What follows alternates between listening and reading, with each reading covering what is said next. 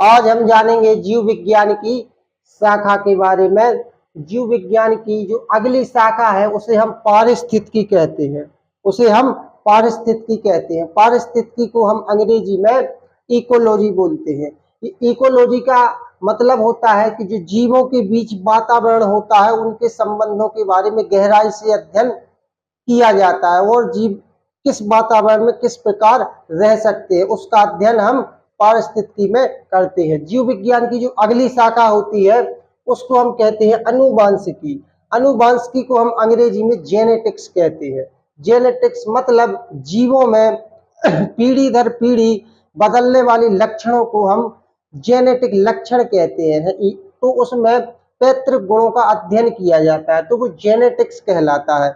जीवों में जैसे हम लोगों का मनुष्य का जन्म माना जाता है कि एक बंदर से हुआ है, लेकिन धीरे धीरे हम लोग क्या होते गए, थोड़ी थोड़ी परिवर्तन होता गया और हम लोग आज मानव बन गए।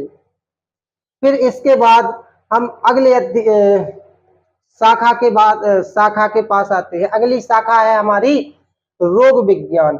रोग विज्ञान को हम अंग्रेजी में पैथोलॉजी बोलते हैं। रोग विज्ञान को हम अंग्रेजी में पैथोलॉजी बोलते हैं। रोग विज्ञान में हम विभिन्न प्रकार के रोगों, उनके कारकों, मतलब कारक क्या होते हैं, कारक वह होते हैं जिनसे रोग फैलता है तो वो कारक कहलाते हैं।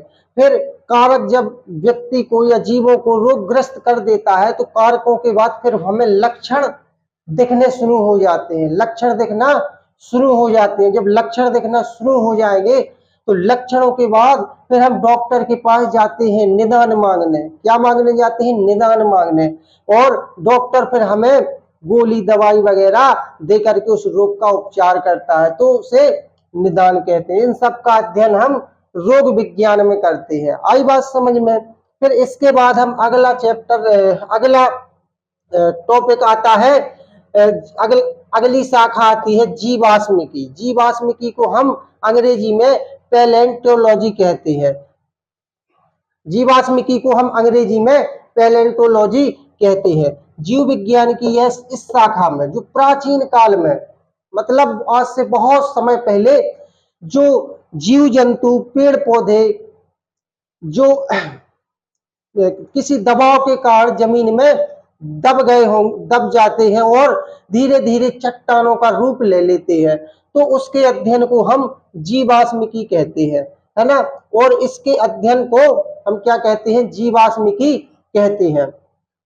और इसकी पहचान या पता कैसे किया जाता है? तो इसका पता हम रेडियो एक्टिव कार्बन 14 तकनीक से हम पता लगाते हैं, है ना। तो हम जीवाश्मिकी के बारे में जानेंगे। जीव विज्ञान की अगली जो शाखा है जीवाश्मिकी, इसमें चट्टानी अवशेषों का अध्ययन किया जाता है। इसके बाद आते हैं सूक्ष्म जीव विज्ञान। सूक्ष्म जीव विज्ञान को हम अंग्रेजी में माइक्रोबायोलॉजी बोलते हैं। सूक्ष्म जीव विज्ञान का मतलब होता है ऐसे सूक्ष्म जीव जिनको हम बिना अपनी आंखों से नहीं देख सकते हैं, उसके लिए हमें माइक्रोस्कोप या सूक्ष्मदर्शी का उपयोग करना पड़ता है। तो ऐसे जीवों को हम माइक्रोस्कोप से देखते हैं। तो इस प्रकार इन जीवों को देखने के लिए, इनका अध्ययन करने के लिए हम सूक्ष्म जीव विज्ञान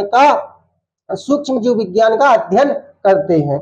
इसके बाद आते हैं अंतरिक्ष जीव विज्ञान। इसको हम अंग्रेजी में एक्सोबायोलॉजी कहते हैं।